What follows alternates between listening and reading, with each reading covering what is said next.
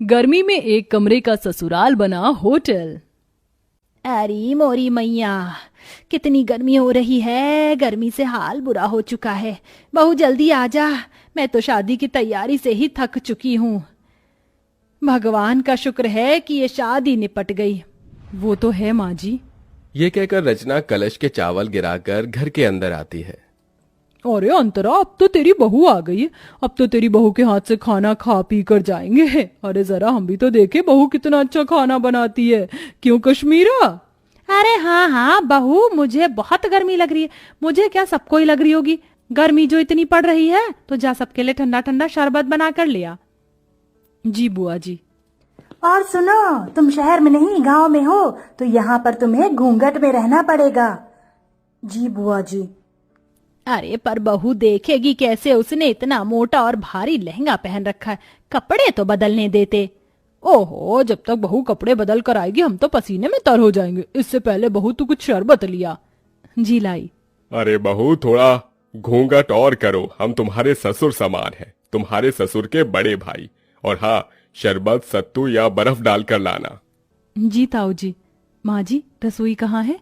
अरे बहू, तुझे रसोई ढूंढने में कोई परेशानी कैसे हो सकती है? वो देख, तेरा ससुराल एक कमरे का है, इस एक कमरे के कोने में हमारी रसोई। वो देख, जा जाकर शरबत बना दे, सभी मेहमान इंतजार कर रहे हैं। इसका मतलब हमारे सारे रिश्तेदार यहीं रहेंगे, इस एक कमरे के ससुराल में? और कहाँ जाएंगे बहू? यहाँ पूरे में बिस्तर बिछा देंगे, सब यहीं लेट जाएंगे। हे भगवान, इतनी गर्मी में सारे लोग एक ही कमरे में कैसे रहेंगे? ऊपर से रसोई भी यहीं है, सारी गर्मी इधर ही आ जाएगी। ऊपर से मुझे ना कपड़े चेंज करने दे रहे, ना घूंघट हटाने दे रहे। मैं तो ऐसी गर्मी में पागल हो जाऊंगी। ये कैसी जगह शादी हो गई है मेरी। इतना कहकर दिल पर पत्थर रखकर उस एक कोने की रसोई में रचना बड़ी मुश्किल से घूंघट में शरबत बनाती है और एक एक करके सभी मेहमानों को शरबत देती है। अरे बहू, इतना सा ही शरबत बनाया था क्या? अरे जरा अपने घर के लोगों को तो देखो, सारे मेहमान हैं। जाओ और शरबत बनाकर लेकर आओ। जी अभी लाई। अरे अंतरा मामी, भूख भी लग रही है, अपनी बहू से कह दो कि थोड़ा कुछ खाने पीने को भी ले आए, सारे मेहमान भूखे बैठे हैं। हाँ विनोद बेटा, मैं अभी खाना बनवा देती हूँ, या बहू खाना भी बना ले। मुझे इतनी गर्मी लग रही है, ऐसा लहंगा पहनकर मैं खाना कैसे बना पाऊंगी? और यहाँ तो कोई कमरा भी नहीं है जहाँ मैं चेंज कर पाऊं। इसीलिए तुझे मना कर रही हूँ, अभी सबको खाना दे दे, शांत होकर बैठ जाएंगे, तो तू अपने बाकी के काम निपटा लेना। जी माँ जी। बड़ी मुश्किल से रचना खाना बनाने के लिए लहंगे में बैठ पाती है। पूरी सब्जी बनाते बनाते उसे पसीने आने लगते हैं। हे भगवान, मैं तो थक गई। पता नहीं कैसे लोग हैं जो इस एक कमरे के ससुराल को समझ रखा है। और नहीं, बहू इन्हें नौकरानी लग रही है। आते ही नई बहू से कोई काम करवाता है क्या? अरे बहू, मेरे भतीजे का भूख से हाल बेहाल हो रहा है, जरा जल्दी खाना बना। बस माँ जी, पूरी प्लेट में लगा रही हूँ। मुझे क्या रोबोट समझ रखा है? एक तो इतनी गर्मी लग रही है, पंखे की भी हवा नहीं आ रही इस कोने में। रचना प्लेट लगाकर सबको खाना देती है। खत्म हो जाने पर बैठने आती है कि लहंगे की वजह से उसका पैर फिसल जाता है और माधव उसे संभाल लेता है। रचना, तुम ठीक तो हो ना? आप तो रहने दीजिए, आपको मेरी कोई फिक्र नहीं है।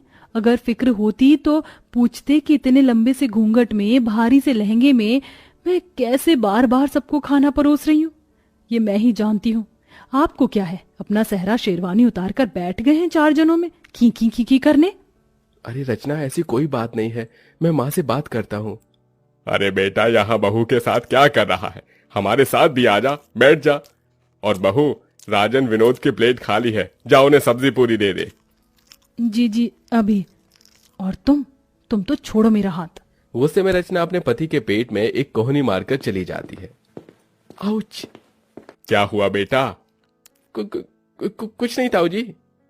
फिर सबको खाना देने के बाद रचना थक जाती है और बैठे बैठे सो जाती है। उसे देख कश्मीरा जगाने जाती है तो माधव मना कर देता है। बुआ जी, उसे उठाइएगा मत, बेचारी गृह प्रवेश के बाद से ही सबको खाना दे रही है, एक पल के लिए भी बैठी नहीं है। और देखिए कितना पसीना आ रहा है, उसे लहंगा भी नहीं उतारने दिया आप सबने, थोड़ा तो रहम कीजिए। ओहो, देख रही है, तेरा बेटा अभी से ही बहू के पक्ष में हो गया। चलो अच्छी बात है, हम कौन से तुम्हारी पत्नी को परेशान कर रहे हैं, सोने दो। माधव पास के बिस्तर पर उसे सुला देता है और एक पर्दा डाल देता है, जिससे सारे बड़े बुजुर्ग रिश्तेदार उसे ना देखें। ऐसे ही शाम हो जाती है। रचना अपने कपड़े बदलकर आराम से बैठी थी कि मौसिया सास सुधा उसके पास आती है। अरे बहू, तुझे कितनी बार बताऊं घूंघट करके रख, तेरे किसी भी सास ससुर ने देख लिया तुझे तो गजब हो जाएगा। नई बहू को पर्दे में ही रहना चाहिए, समझी? अब जा जाकर चाय बना। मैं चाय तो बना दूंगी, पर मैं तो पहले इस तरफ बैठी हूं ना, मुझे कोई भी नहीं देख सकता, तो थोड़ी देर घूंघट ऊपर कर लूंगी तो क्या हो जाएगा। मुझे भी गर्मी लग रही है, और ऐसा तो है नहीं किसी ने मेरी शक्ल नहीं देखी, सबने शादी में मुझे देखा है। देख ले अंतरा, देख ले तेरी बहू कैसे अभी से ही जबान लड़ा रही है। अरे मैं तो मौसी हूँ, मुझे इस बात का बुरा नहीं लगेगा, लेकिन कोई और होता तो तौबा तौबा तौबा। छोड़ ना सुधा, ऐसी बात नहीं करते, जा सबके लिए चाय नाश्ता लेकर आ। ये बोलते ही रचना घूंघट करके फिर से गर्मी में सबके लिए चाय बनाती है। अब इतने सारे मेहमान थे, हर कोई थोड़ी थोड़ी देर बाद अपने खाने पीने की फरमाइश कर रहा था। ऊपर से हल्की साड़ी पहनने पर विनोद कहता है, देखो रचना, मैं तुम्हारे जेठ की तरह हूँ और अभी तुम्हारी नई शादी हुई है, इसलिए बता रहा हूँ इतनी हल्की साड़ी मत पहनो। जो नई नवेली दुल्हन हो तो थोड़ी भारी साड़ी पहनो। भाई साहब, गर्मी लग रही है इसलिए मैंने थोड़ी हल्की साड़ी पहनाई है। कोई बात नहीं, थोड़ा बर्दाश्त करो और अपने हाथ के पकौड़े भी बनाकर खिला दो। फिर कहाँ मैं बार बार आने बैठ रहा हूँ, मुझे तो आगरा ही चले जाना है। अब मेरा भेजा फ्राई हो रहा है, शादी करके पछता रही हूँ।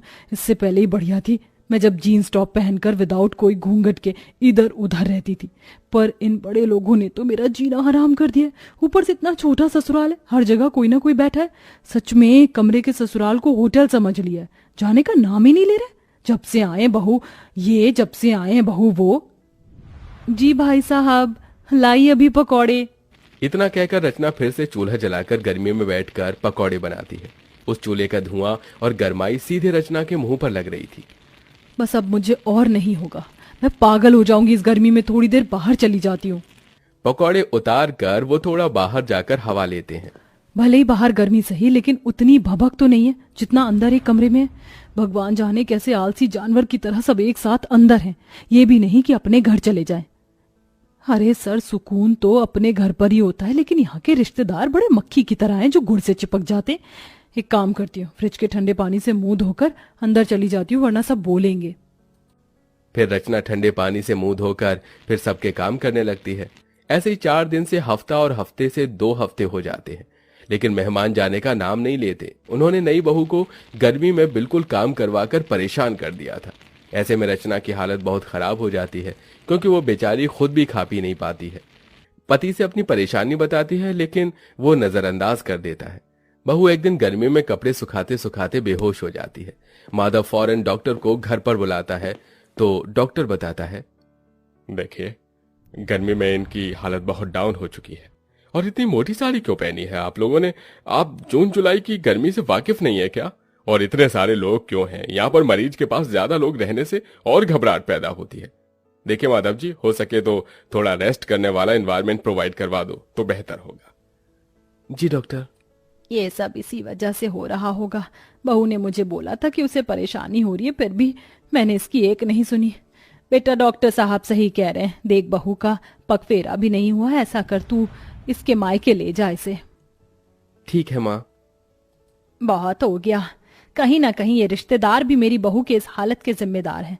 बहुत दिन खाना खा लिया मेरे घर को होटल समझकर, अब मुझे इन्हें यहाँ से निकालना ही होगा। सुनिए, आप सब थोड़ा बाहर जा सकते हैं? जो डॉक्टर साहब ने बोला है उसी के लिए बोला है मैंने। हाँ हाँ ठीक है, चलो चलो सब बाहर चलो।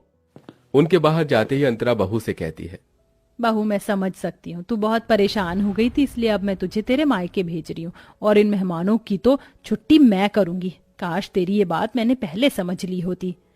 कोई बात नहीं माँ जी, ये सब हो जाता है, आप अपना ख्याल रखना। हाँ हाँ। कुछ देर बाद माधव रचना को लेकर उसके मायके चला जाता है, और फिर अंतरा शाम से लेकर अगले 4 दिन तक रोज फीका खाना बनाती है और बहाने लगाती है। तभी सुधा, कश्मीरा, मुकेश खाने को मना कर देते हैं। अरे नहीं नहीं, बस जिज्जी, अब और नहीं चाहिए। अरे खा लो पेट भरकर, बहू के हाथ से भी तो कहते थे बार बार।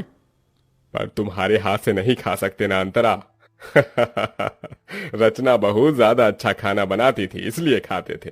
और वैसे भी अब हम सबको बहुत दिन हो गए हैं, अब हमें अपने घर को निकलना चाहिए।